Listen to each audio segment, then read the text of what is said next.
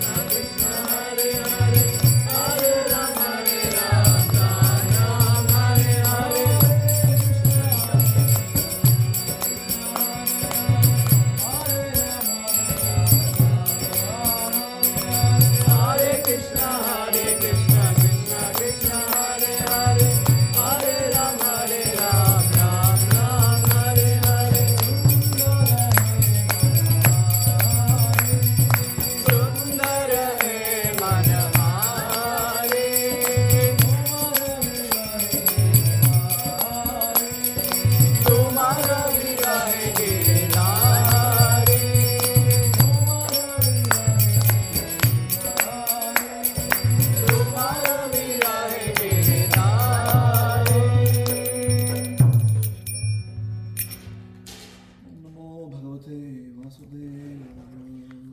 Namo Bhagavate Vasudevaya. Om Namo Bhagavate Vasudevaya. Om Namo Bhagavate Vasudevaya.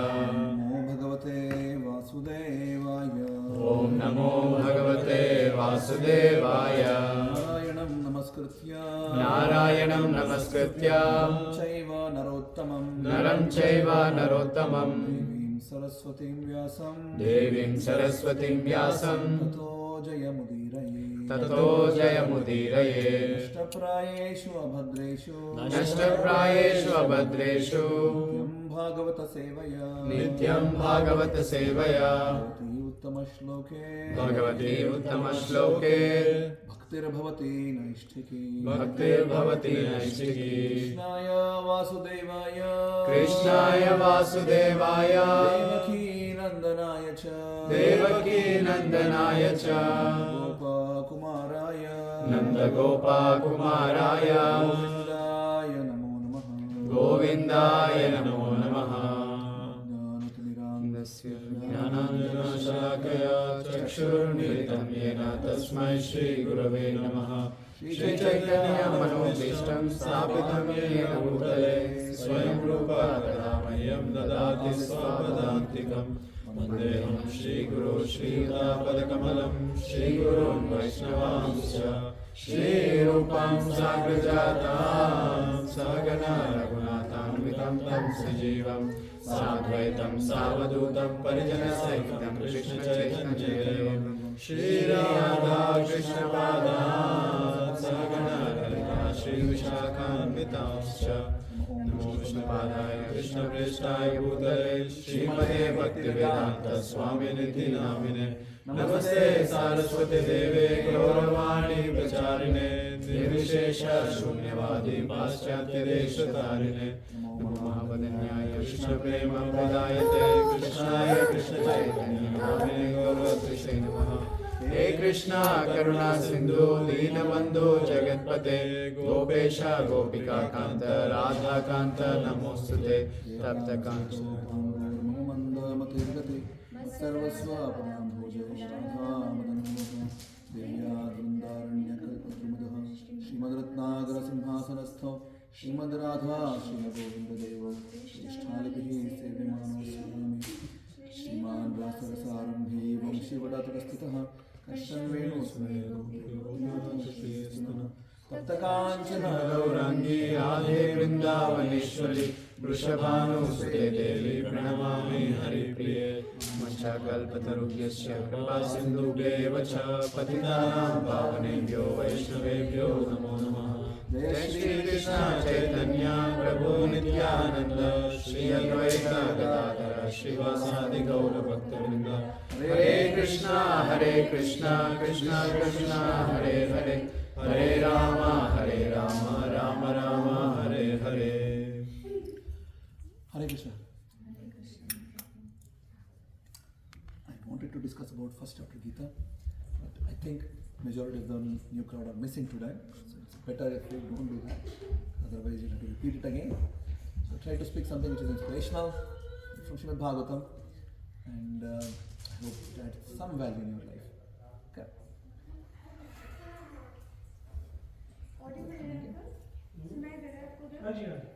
Good. So this incident is from, of course, the character of Bhagavad Gita, Arjuna. When he was given this task by Krishna through Uddhava, that after the disappearance from this manifested universe, Krishna and the entire Dwarkavasis, majority of them, they all had left the world basically, disappeared. So through Uddhava, Krishna leaves a message to Arjuna that when he comes to Dwaraka to convince Krishna to stay in the world for some more time, because Yudhishthira had sent him on this mission. Uddhava should tell to Arjuna that he should protect all these inhabitants of Dwaraka who are left behind. Majority of the people had gone, but some were remaining. Some wives of Krishna had left, like Satyabhama, Rukmini, principal queens, they had all gone back. But others were remaining. All the wealth of Dwarka was also remaining. So Arjuna's task was to transport all of them from Dwarka to Hastinapur and protect it all. That was the last task which Krishna gave to Arjuna through Dhava. So you can imagine that this is going to be quite an emotional journey for Arjuna, that Krishna is not there personally. He is not there with whom Arjuna had always associated with Krishna as a person, as a friend, as the most dear friend, Sakha. They would eat together, dine together, sleep on the same bed. They're very close friends, heart-to-heart friends. And so first of all, Arjuna didn't get to talk with Krishna when Krishna was about to leave. The Mahabharata explains that there was a body which was left behind. So Arjuna had to actually perform the final rites of the bodies of Krishna and Balram, and also majority of other Yaduvamsha people. And then with such heavy heart, he had to do this last service which Krishna has personally told him now, right? Take all this wealth of Dwarka and the wives of Krishna, 16,000 of them approximately, and he had to transport them. So you can imagine the flow of emotions in Arjuna's heart. And when he is doing that on the path in the forest, he is attacked by forest dwellers, those who are not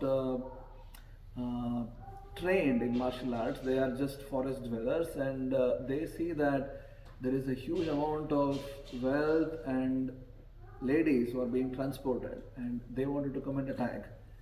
And Arjuna was, of course, there is high emotions, rushing in his mind, but he has a task to do. This is the final service which Krishna has left for him as a personal instruction. He has done a lot of things for Krishna whole life, and this is seemingly the last thing, which is Krishna's personal instruction. So he is like, okay, now I need to protect. I need to make sure this service is done well. So he takes his Gandiva and takes his Gandiva is a celebrated weapon which Arjuna had. Arjuna had even taken a vow that people need not humiliate him. Even if somebody humiliates his Gandiva, they will kill. He will kill them. Right? So he was very fond of this weapon which he has, and is confident of using it. He has slaughtered millions of people, literally, sometimes single-handedly with the help of this weapon. When he went to Swarga to help Indra, there was a race of demons called as Nivata Kavachas. Indra was troubled by these Nivata Kavachas, and Indra comes and seeks help of Arjuna. Arjuna just goes alone, one person. He goes and annihilates the entire race of Nivata Kavachas, millions of people, one person. And in the battle of Kurukshetra, of course, he has slaughtered many millions. Also in the past, he has something which is really confident. I can do this. Takes that, and then takes he had quivers which were inexhaustible. Right? Something which will never, if a bow is getting over, it's getting refilled automatically. Divine quiver. And the weapons, let's say the arrow is made of metal, or sometimes also subtle elements he could invoke, and they would appear because of his memory. He was so solid in his remembrance of divine weapons. But then these were forest dwellers. He wouldn't need divine weapons for it. Right? So he takes an arrow, tries to shoot. In the battle of Kurukshetra, we read in Mahabharata that when Arjuna is fighting, people were not even be able to figure out which direction Arjuna is looking at. He was able to fight 360 degrees. He was so expert, that's the meaning of Sabyasachi. Someone who is so expert that you can't really figure out which direction he is looking at, which direction he is actually aiming a weapon. Nobody could figure out. So even if people would attack 360 degrees, Arjuna could protect himself. Imagine, 360 degrees people are attacking. Arjuna could just stand in the middle and protect himself. And actually counter. So that was the capability of Arjuna. Now here he is there with some forest dwellers, not really trained in martial arts. It's like, okay, is a as we say, it's a left-hand job for just is not even you don't not need to put your consciousness to counter this. Puts in the same Gandiva and then pulls and drops, and the utter amazement of Arjuna, the arrow just fell. Didn't even go. You're a kid, if they pull a string, like we in our childhood, perhaps we have played with bow and arrow. You have it. You have a string. You have a bamboo stick which you pull and then release. At least goes some distance, right? It goes. It moves at least some distance. In the case of Arjuna, it just fell down. And suddenly, Arjuna felt that the entirety of ability which he had has all just disappeared. All the ability in martial arts and archery, entirety of it became zero, not 0.1, but zero. Just felt like this ability is gone. Now Krishna says in Gita, I am the ability of man. Sometimes we just read through and we skip it, but we need to really go to the deepermost aspect of it. What does Krishna really mean? I am the ability of man. Us, right? We have abilities. Which abilities do we have? What is your ability? What's your ability, Mataji? Cooking. What else? Kapde dhona. Good. What else? Intellect. You have intellect. You can think through your buddhi. Good. What else? Walk, run. You walk, run. Good. Very good. Yes. What else? Play. Good. What else? Sing. Sing. What? Good. What else? Drive. Drive. What else? Pray. Pray. Okay. Cry. Cry. Good. What else? Ability to come to Bhagavatam class. Okay. Good. What else? You're missing the most basic essence of life. Breathe. Breathe. Yeah. It's not our ability. You as an Atma, you don't have this ability to breathe. You just don't have it. It's not your capability. You just don't have this. This is not something which Atma possesses, that I can actually breathe with this system. That ability comes from Krishna. Even as basic as breathing. So if Krishna doesn't empower Jivatma to breathe, it will not breathe. Basic, most necessities of life, Krishna is empowering. And at that point of time, imagine Arjuna, who is like celebrated. He is not just a normal, an average person. The most celebrated archery guy. And this couldn't shoot. There's a sudden shock now. Already emotions are flying high. And there's a sudden shock. Imagine how would one feel, and you actually lose your ability. Right? Something which you're really you are capable of, you know it, but then you just lose it. So Srimad Bhagavatam is describing this to show us what is the response. How does Arjuna respond to this? What exactly he do when such an extraordinary course of event just occurred in a very practical setting. Yeah, extremely practical setting. There is a task to be done and you lost your ability, which means My time is gone then. So that's which means You lost the blessing. no, which means what? On a practical note, what does this mean for Arjuna? Loss of power. Yeah, but what does this mean practically on that moment? It's a failure. Huh? Failure. He's failed to do what? To do his To his service. Can you imagine? He failed his ability to do service. Something which he really, it was a cherished thing in his heart. Serving Krishna. He failed. Couldn't do it. They just came and stole everything. Entirety of all the wealth, all the ladies, they were all taken away. Can you imagine the kind of turmoil which will be going in the heart of Arjuna, and as a person, as a celebrated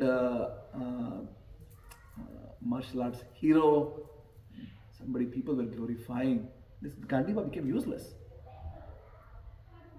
He was about to kill Yudhishthir in the Mahabharata war because he ridiculed. Once Yudhishthira was about to be killed by Karna in the Mahabharata war. And then Karna had given a vow to Kunti that I will not kill anybody other than Arjuna. If there is a combat, when there is an opportunity, I will kill Arjuna.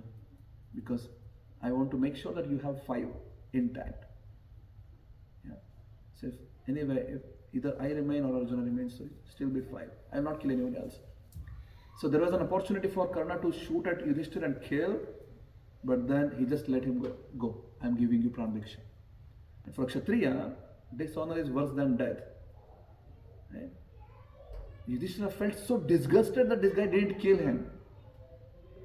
And then he goes to the camp, and when Arjuna comes back, Yudhishthira just blasted Arjuna. Hey, what are you doing?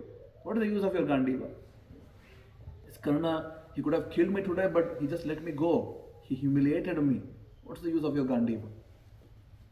And Arjuna suddenly remembered that he has this vow now. Anybody ridicules his Gandiva, he needs to kill. He takes his sword about to cut Yudhishthira. Right? But then things had to be cooled down, and Krishna intervenes and tells, yeah, you have to follow your vow. You ridicule him more. And for a Kshatriya, anyway, dishonor is worse than death. So Arjuna never ever spoke against Yudhishthira. Never. Even in the gambling match, Bhima was telling that this person, I'll burn his hands. You know, he's throwing dice, doesn't know how he plays, just has lost his mind. So Bhima wanted to just burn his hand and tells Arjuna, go and bring a fire, I'll burn this guy's hand now. Arjuna had never reacted. Arjuna cools down. Bhima, it's okay, not tolerate.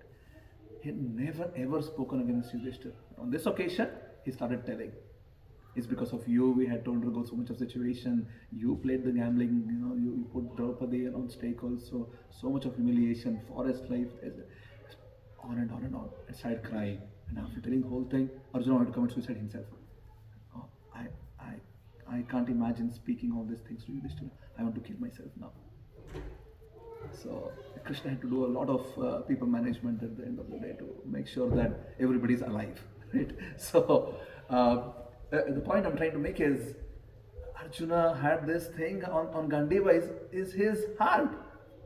This is his thing. He's useless and can't do service. And what's the effect? Everything is gone. All the wealth and ladies are all taken away. That's where Arjuna's heart comes out. He tells, it's the same Gandiva I have, the same quivers I have. But then Krishna is not there, and Krishna has decided to take all that with him. Which means my time is done now. And for us, it's very easy to tell it right now.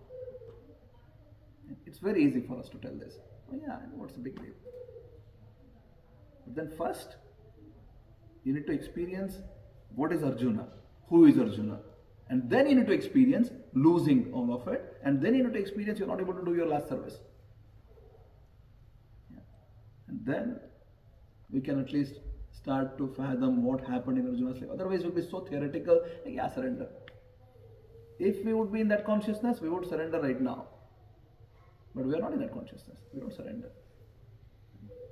Test comes when situations are there, a bit of here and there happens, we just freak out. That's how we are. We are not really surrendered. A surrendered person behaves, acts always in Krishna consciousness. We are not surrendered. We are trying to surrender. It's a process in which we are trying. And then we fail, it's okay. And we get up and we walk. But we should not be in this imagination that, I can also do it. No, we will not be. We will freak out. Imagine tomorrow morning you get up and then you don't know how to use your mobile phone, you don't know how to use your computer. It seems like, there is a machine, I don't know what to do with it. Like, I was doing something with it, I just don't know. What is this? You feel like you have done something with it, but you just don't know what to do. You want to cook, but you just don't know what to do. Everything is there, you're just blank. If situations like that appears, of course, we're not the best cook in the world. Still, we'll freak out maybe, right? Like, everything is there. I just don't know. We're just staring at that. Right? Oh, what should I do? Right? So, and we freak out. Maybe we'll become angry, frustrated, complaining, criticizing, throwing things at other people. So, hundreds of things could happen, but we will not surrender. That's not natural for us. Maybe as an afterthought later, maybe we'll come back to that because we are still practicing. But first reaction will not be surrender. That is the quality of Mahabhagavad devotees. They surrender as the first reaction. For us, first reaction is selfish. Always. First reaction is always selfish. Afterthought comes bhakti. Once we have already done it, first reaction is done, process, maybe second reaction is also done, third reaction is done, maybe as an afterthought it comes as bhakti. Maybe I should have responded better. That's how we behave. But Bhagavatam tells at least where is how we should be moving forward. Where is the actual personality traits? What exactly we should understand how it will become, because at some point of time in our lives it will also happen to us. May not be in the scale of Arjuna, but will happen in our own scale. We have to leave all these things away and then go. So ultimately Krishna consciousness should prepare us to have a life wherein we are Krishna conscious. And if we become Krishna conscious, this doesn't affect anymore. The change of circumstances will not affect. If we are not Krishna conscious, they affect a lot. Anything, even in the in the devotional life, some things which happen, because things will keep happening, right?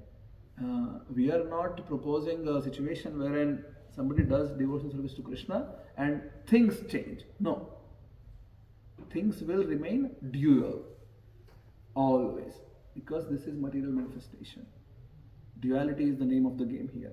It will be dual for sure, no matter what we do or don't do. But then our response to those situations changes if we become Krishna conscious. Situations are situations.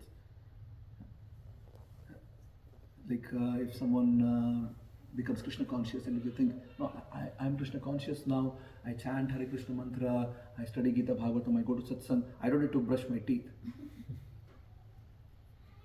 Yeah, because I'm Krishna conscious. So our mouth will stink. And just because I chant doesn't mean that I don't need to take shower, I don't need to brush my teeth, because this is how things are. I need to take care of those things, right? If I don't do it, just because I do Krishna consciousness doesn't mean other things are also like dramatically changing.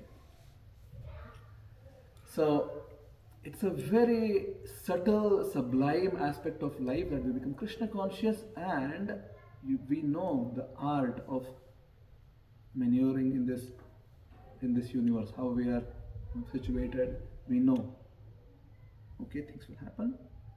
I'm prepared. So Srimad Bhagavatam sort of gives us at least some hints, some directions, that we need not be on cloud 9 always, that, oh, I'm Krishna conscious.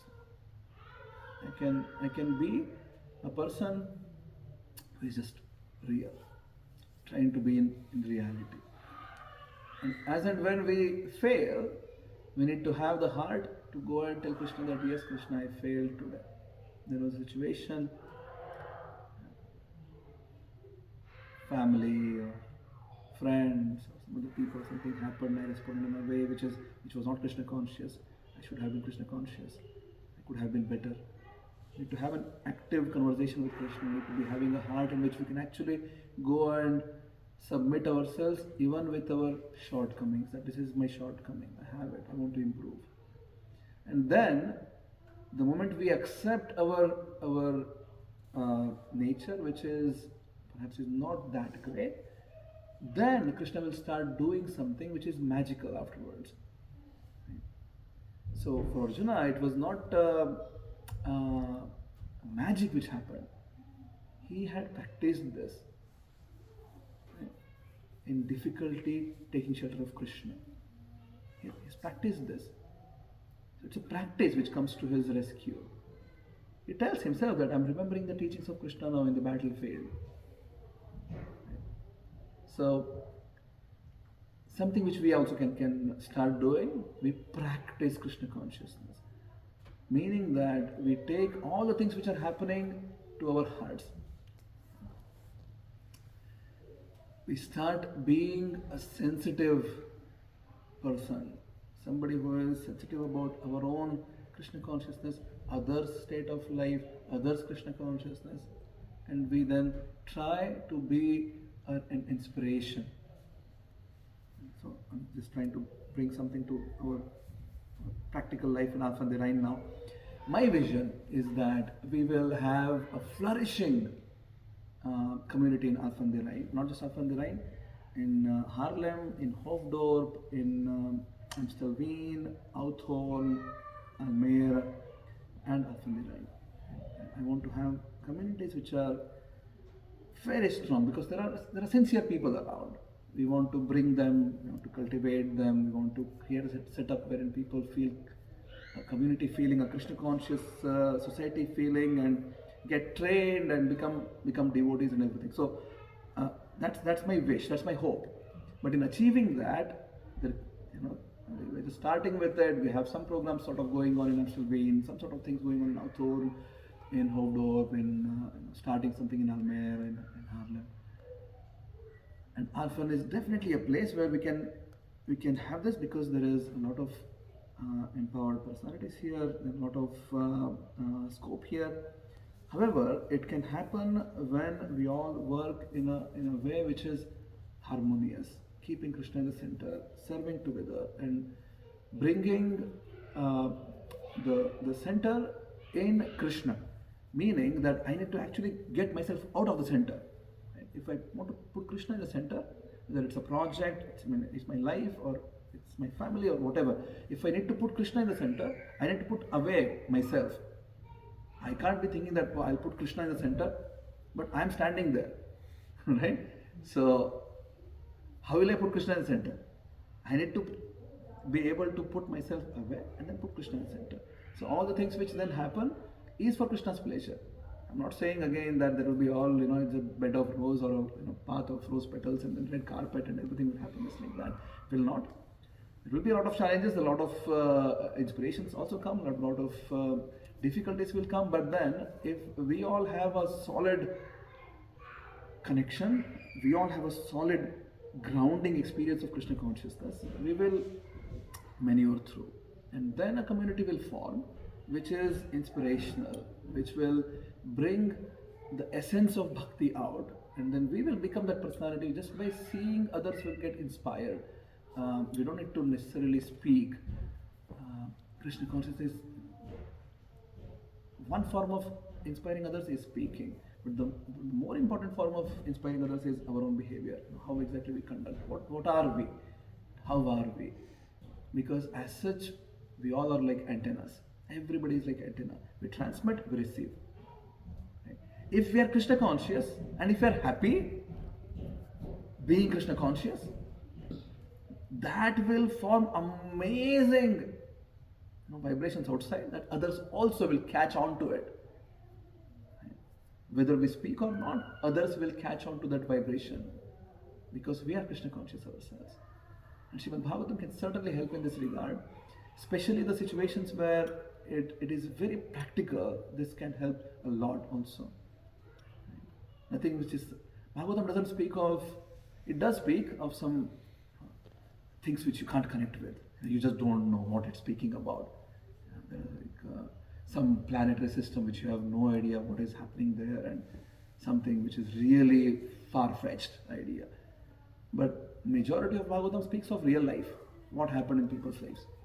What happened with Dhruva, what happened with Prahlad, what happened with Arjuna, Yudhishthira Maharaj, Chitraketu Maharaj, Ambarish Maharaj. Practical things. What did Bali do? I'll end with this story. It's connected. We all know that Bali was a great king. He was performing this sacrifice, and then Vamana comes and asks, right? For what? Land. 3 steps of land. So 3 steps is you basically take a step, 1 step, 2 steps, 3 steps. Usually to lie down, to sit, stand, this is good enough. 3 steps. And then Bali said, should ask for more, but then Vamana said, no, I am happy with this. If I can't be happy with this, I can't be happy with anything anyways. And then Shukracharya, you know the story anyways, Shukracharya tells Bali not to give. Bali anyways tells, I will give to Vaman, it's a Brahmana. I've given the word. Shukracharya was trying to say to Bali that you can take shelter of some technical technicalities, because whenever you give tarpana, if you give a word, unless you have given a tarpana water along with Om Tat Sat, which Ritam has, I guess, on his arm, unless you do this, it's not a word as such. You can back off from your word. So Shukracharya tells this loophole. So if you have given a word, but you have not given a tarpana and you have not recited Om Tat Sat, it's okay, you can back off. Bali says, what sort of, why should I do that? My word is good enough. I'll stand with my word. And then he tells, sure, take. And then Bali took the entire lower planetary systems, He also took all the entire upper planetary systems, which means he covered the whole universe. Right? And the 3rd step, Bali said, where? Put on my head. But the beauty is that, Srini, Bali is standing in the universe. And the universe is already captured. Yeah? Bali is inside the universe, right? He is not like, he has not put himself out of the universe. Now you put my on my head, the 3rd step. He is still in the universe, within. And as such, that space is covered. Right? Srimad Bhagavatam tells very clearly, Bali was able to see himself also in the entire Virat group of Vaman. Huge. So what is he offering then? Whatever is Krishna's, he is offering him. No, but it's already taken. His space is taken. He is offering himself. But the space is taken. His ego. Huh? His ego. His Ego. ego, yeah. We can, again, but what does it mean really? Think about it. Yeah. So surrendering to Krishna, and Jivatma, surrendering to Krishna is beyond time and space. It is not within time and space, because both time and space are relative. But Atma is not a relative object. Krishna is not a relative object. Surrendering of the Atma to Krishna is not within the bounds of time and space. If that was not the case, offering of that wouldn't make sense, right? It is not the space which he is offering on the 3rd step to put on my head. That's the space I'm offering. No.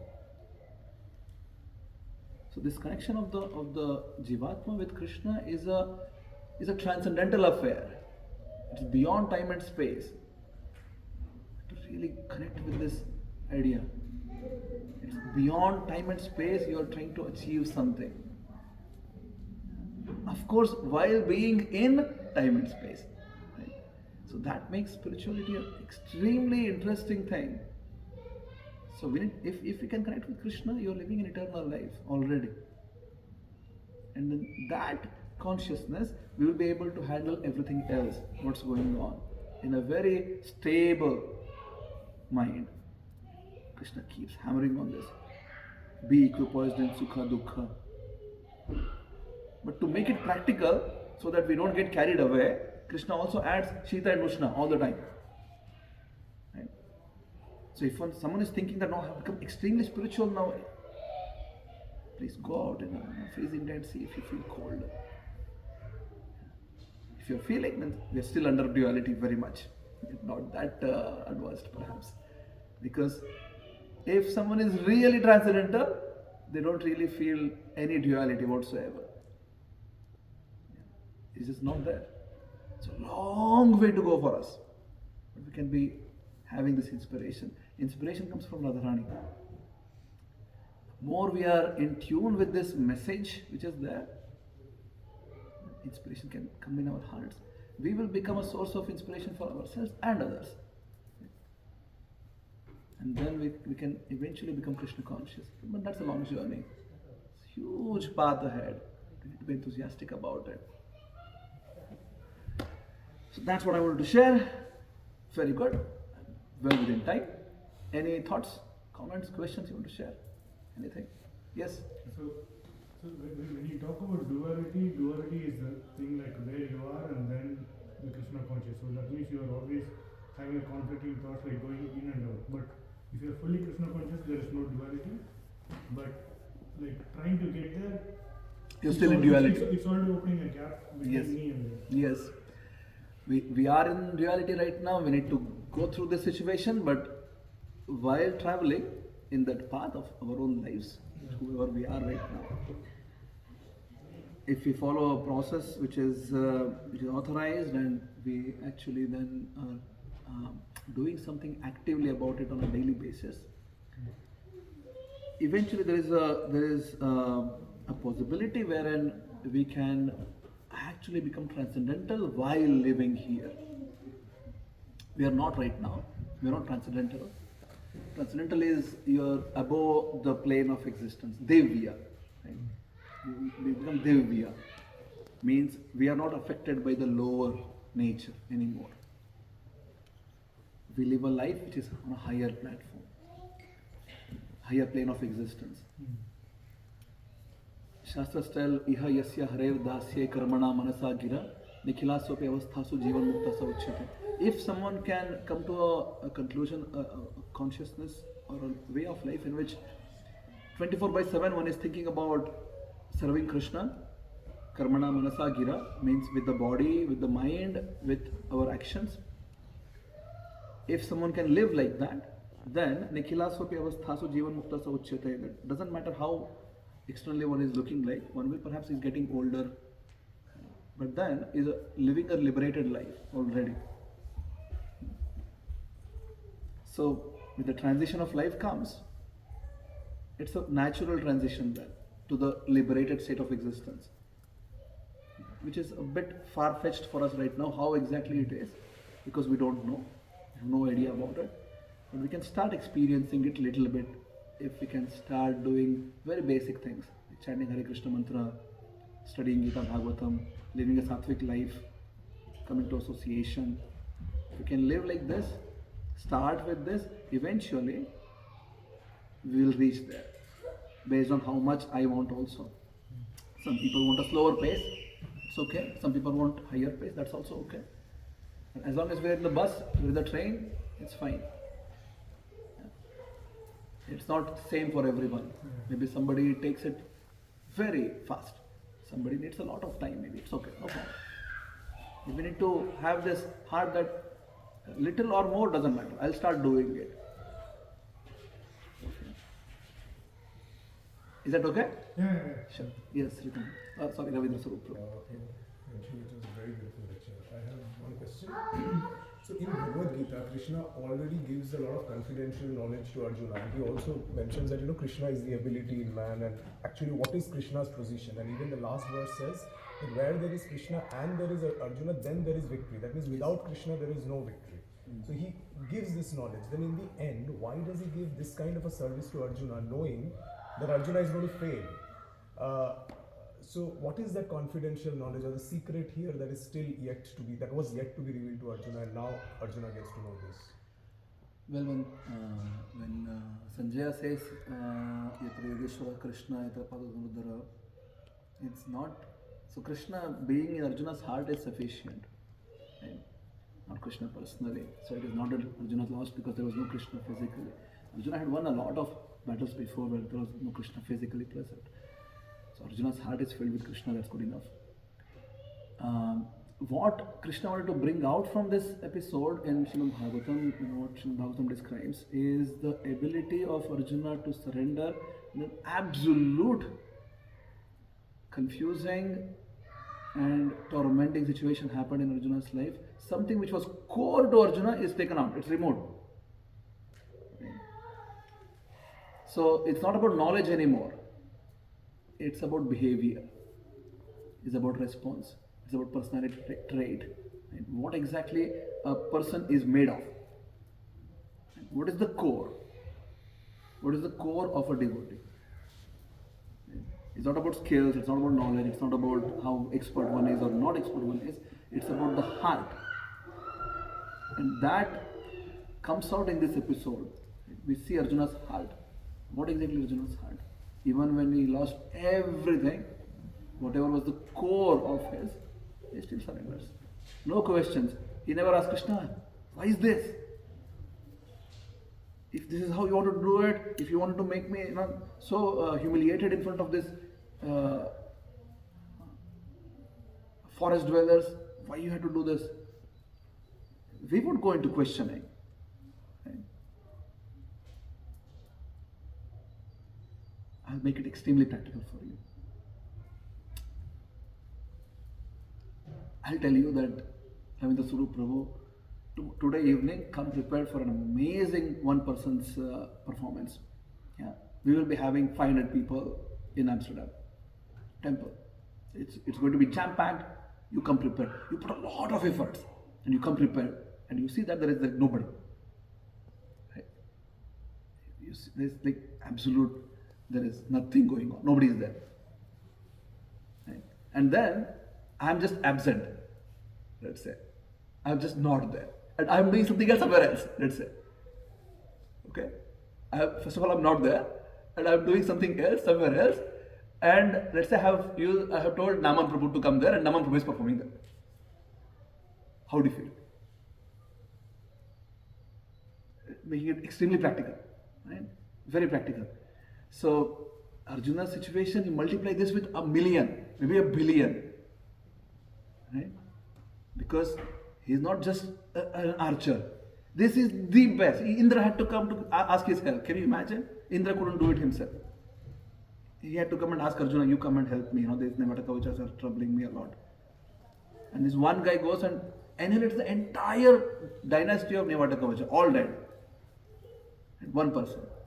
This guy can't shoot. It's not that he lost a battle. He can't shoot. Right? So, and that time it's not a knowledge which comes out, and it's nothing. It's about the person, who this person is. Srimad Bhagavatam specifically describes these kind of things to show us repeatedly what is a devotee made of. It's not a skill, it's not the knowledge, it's not the expertise. No. One could be having, not having, but secondary. Heart. What is the heart? Where is the heart? Chitraketu Maharaj story, we just sort of we zoom through, right? We don't understand that this guy is actually sitting in front of Sankarshan. He can go and meet Sankarshan any time, and he's actually a liberated being. He is living in an existence which is, he can travel anywhere. And he had his own history, of course, you all know, but then we don't really process enough in which we try to at least get some understanding of what is going on in this person's life. So when Parvati curses him, could be a huge thing. He's actually living a life higher than the existence of Parvati.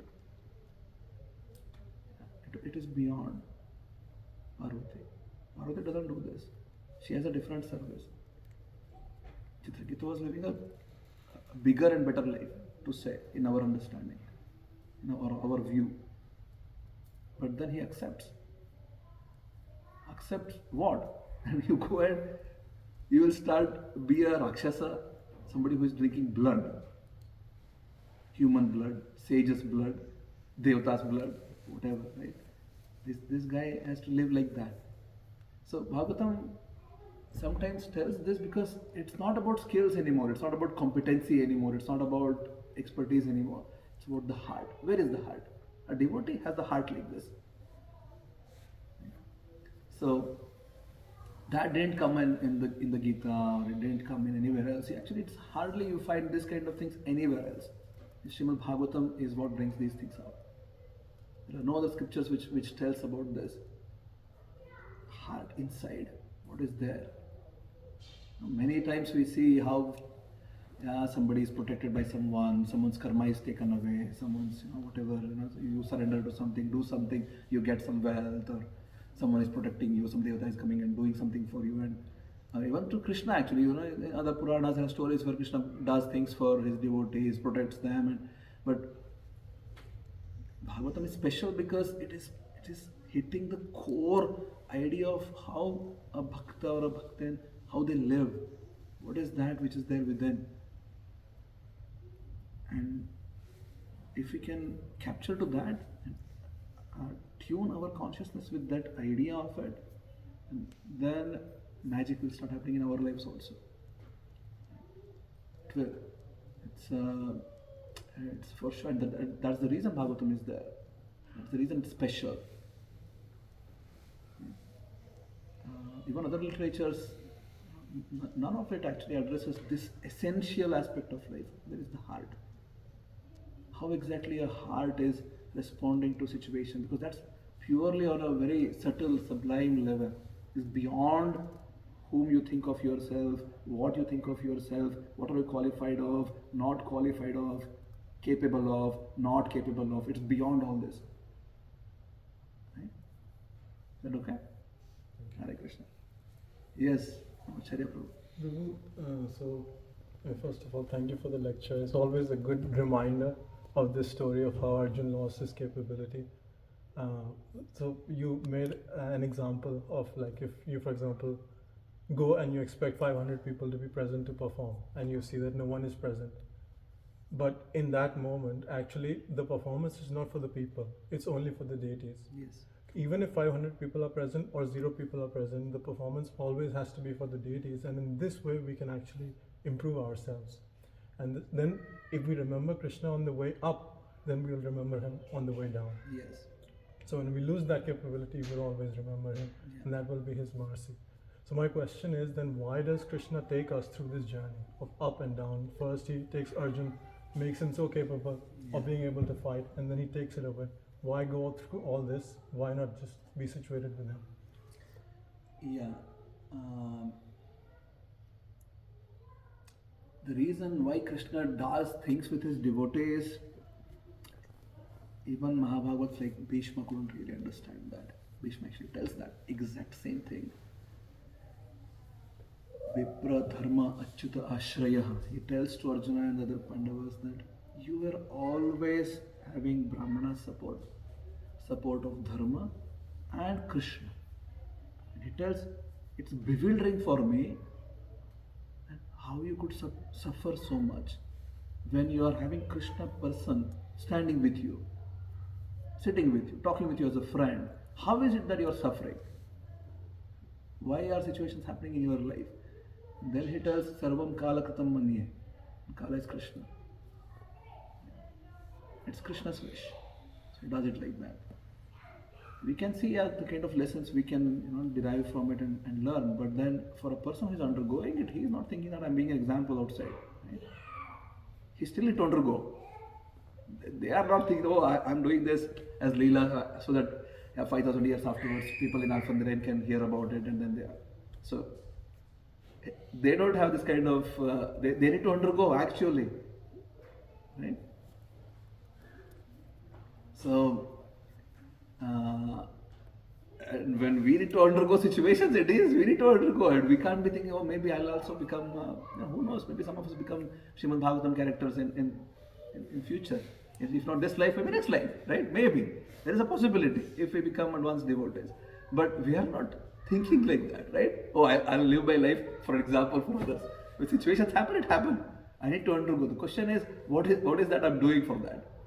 So, Srimad Bhagavatam teaches at least how we can at least get to know that this is how things are. And the philosophy remains the same, that Krishna is the ability. It doesn't matter. He does his thing. He is Swarat. That is the first verse of Bhagavatam, right? Abhijna Swarat. Swarat means he is fully independent. Absolutely independent. And the Jivatma is totally dependent. So when here is the situation, this entity can do whatever he wants to do with this entity. And this entity is happy being like that. And that is the only way this entity can be happy. That's what makes it very interesting. So this is Jivatma, Krishna, supremely independent, absolutely dependent. And this guy can do whatever with this. And bhakti means this person is happy in being there. Right? Because ultimately there is still, Krishna is there everywhere and always, and he's present, but we fail in situations. Right? So I've had this experience many times in my life wherein things are just absolutely reversed. You expect something else will happen. Mind just troubles a lot. Always questions, oh, maybe he is responsible, she is responsible because of this, it happened like this, and we get into a doership, we get into a kartritva, right? Because we think I'm the doer. Everything we think I'm the doer. And from that platform, it's very difficult to process because I'm not the doer as such. But then I think I'm the doer. And there is an inherent contradiction in the reality of what it is. Reality which I perceive versus reality. The reality which I perceive is I'm the doer. The reality is I'm not the doer. So there is an inherent contradiction in what I perceive and what is real. So I need to be able to come out of what I perceive to actually understand the reality of it, and then everything will make sense. I'm just happy then. Just whatever it is, so no problem. And the beauty is it's that we never seek external validation. It's never for outside, it's just for myself. And then the practicality kicks in. Maybe you have to then do something about it sometimes. So it's where it becomes much more interesting and much more complex, because people are people, and you can't just always just let go of things. Perhaps sometimes address also. So it becomes very complicated matrix. What exactly is how? But if we are Krishna conscious or wanting to be Krishna conscious, Krishna will also support there, and then we'll be able to nicely and smoothly navigate. Is it okay? Thank you. Hare Krishna. That Yes. was really good explanation. I mean, in the case of the story that you told about Arjuna losing his ability, his ability to do everything, but he was not kind of complaining about it. Therein he collapses the duality because he is surrendering to it, Yes. saying that there is no more like Arjuna the great warrior, but it's just like you're doing, and Yes. there whatever you do is fine. And then Yes. Yes. Is that how I mean? If I understand Yeah. correctly, okay. That's how much we can understand, but it's difficult. If we are in that position, to get there is very difficult. But Arjuna could do it, and that's why it's celebrated. So more than Arjuna's chivalry and his mastery of archery, this is celebrated more because he could understand that it's all Krishna. He gave it, he took it back. He himself tells that actually I was able to fight with Lord Shiva. It was a good match. It was a draw. Arjuna was able to fight with Lord Shiva. It was a draw match. There was no winner. So if he is that powerful, and now forest dwellers are coming and defeating. But also in real life, there is always like desire, you go towards something, but how do you manage to keep the Krishna consciousness, or like kind of reducing the duality, but you're always pitted against moving away from it, right? You need to do something for yourself. Yeah, so that's why we can't really jump a few stages. We need to start with basics. The basic thing we can do every day is chant Hare Krishna mantra. So we need to start the spiritual life. Hare Krishna, Krishna Krishna, Hare Hare, Hare Rama, Rama Rama, Hare. Basic thing. I need to be able to sit down and tell to my mind that yeah, be peaceful for some time. I need to sit down and chant. I need to be able to come to these associations. I need to study the Shastras, especially the Gita and Bhagavatam, and then have a sattvic way of life. If we can do these four things, our spiritual life starts. And we need to start then condensing these four activities in itself.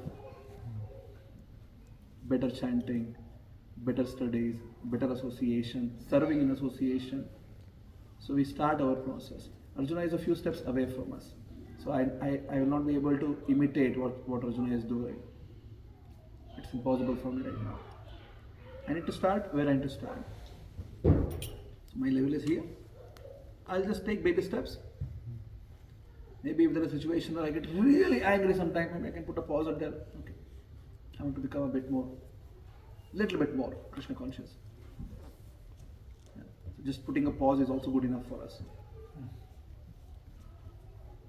So, but then the basics is where focus needs to be put in. Do you have a Japmala with you? No? Maybe one of our We have. devotees can give you later. It's our humble request that please start chanting Hare Krishna mantra. This can take you from where we are right now till the consciousness of Arjuna. It will happen. Okay? Hare Krishna. Hare Krishna. Hare Krishna. Yes, Sudhir Garu. So, for your last answer, while practically preventing the things, from Bhagavad Gita we say like, Sanishchayena yoktavyo yogo nirvinna chetasa, sankalpo prabhavan kamam, stetva sarvana sheshta, and we give that spirit example, Mansaivendriya grama viniyam jasamandata. Spirit lost the eggs in the ocean and it was so determined, perseverant and dedication. You can achieve anything, you can boost up the things like anything, you might get the audience. Yes. But slowly, after their practice, slowly we keep on presenting the things. We should, and when they come to the stage of listening to Bhagavatam, one day we need to say like, material progress is nonsense. So we need to correct what we previously told them to motivate and then bring them to the original stage to make them practice how to leave the world. That is the final instruction of Bhishma Deva. Practice how to leave the world, not cultivate a habit of how to live in the world. Yeah. So then how to practically present the things. Like always this gap will be there where a mixed kind of audience will be there. So how to practically, so we cannot dilute the philosophy, nor else we can give the core of the philosophy where they will not be able to digest it. The core of the philosophy remains that Krishna consciousness is not an external thing, it's an internal thing. And sometimes our preachers or teachers, they go an extra mile in condemning the material world to put Krishna consciousness high. I usually take a different route. Yeah, Krishna consciousness has its own position. We can glorify it substantially without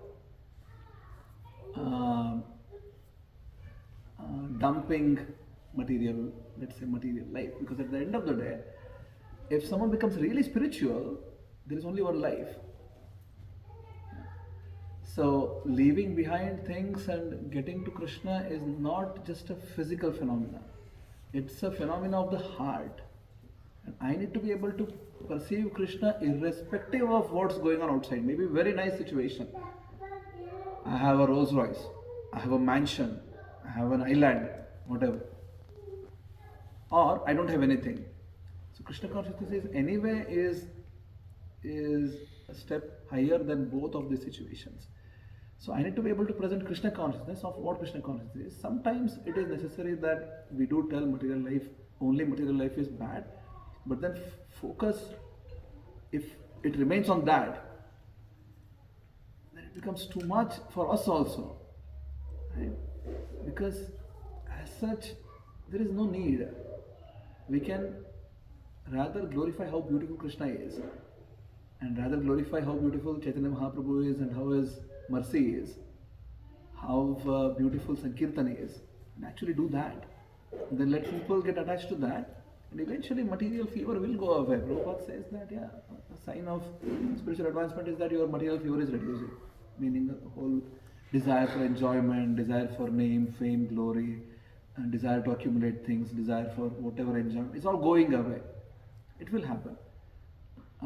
So for me personally, I take this route. So once in a while, I do give heavy doses for people, when they come. But it's once in a while. More beautiful is Krishna's devotees' lives. Bhagavatam, it's beautiful. It's scientific. You no need to just believe something. Actually understand how the heart moves. What exactly is the? You see, there is. If you know magnet, maybe when you're a child you have played with iron particles magnet, right? You have played. Yeah. So if there is magnet, there's iron particles, you just hold it, right? Iron particles are automatically dragged towards magnet, right? You don't need to tell them, oh, chalo, abhi, magnet aa gaya abhi. Just go towards this magnet. You don't need to do that. Automatically there is an affinity. Magnet and iron particles have automatic affinity, very natural. So an individual Atma and Krishna also has this natural affinity. But right now there is a covering on the Atma, which is prohibiting the Atma to get naturally inclined towards Krishna. Yeah. So our life as teachers is to just uncover this. One could live like this, it's okay. Yeah. Having a good life is fine. So sometimes we need to perhaps be heavy on people and tell them that don't be just engrossed in materialistic way of life. But then at the end of the day, even we also live like that. And sometimes we also use everything, whatever is available. We use cars, we use computers, and we're trying to make it Krishnaized, and we need to be empathetic at the end of the day. That's how a teacher is. Narada Muni's story is good. We need to be empathetic, connect with how they are, where they are. If you think giving heavy doses on philosophy makes them Krishna conscious, give it. If you think not doing it is better, don't do it. If you think singing kirtan is better for the audience, do it. If you think giving prasadam is do it. If you think not doing it is better, don't do it. Yeah. Because sometimes we also tell people that, I have told actually to many people, don't cook extravagant prasadam for programs. There is no need. We don't want people to just come for nice food. But at the same time, we should give nice prasadam, but not in a way that over endeavor for some people. So, yeah, you as a teacher, you will eventually figure out what is good for the audience, what is that which is needed, how is it needed. As such, Krishna tells in Gita, Prabhu, that one should not have raga and dvesha. Right? So I should not be having a heart which is too much into material life or too much averse to material life. Right? I should find a balance somewhere. Yeah, everything is needed, it's good. So it's important for us to also, as teachers, to understand. We should not have too much, we should be agile in corporate terms. Yeah. Be agile. See how is the situation, what is the goal, will you connect with Krishna, what does help, and adapt accordingly. Hare Krishna. Is that okay for now? I hope it was useful, and we'll see you all very soon. Some of you in Golokadhan. Hare Krishna. Hope you all have good prasadam afterwards.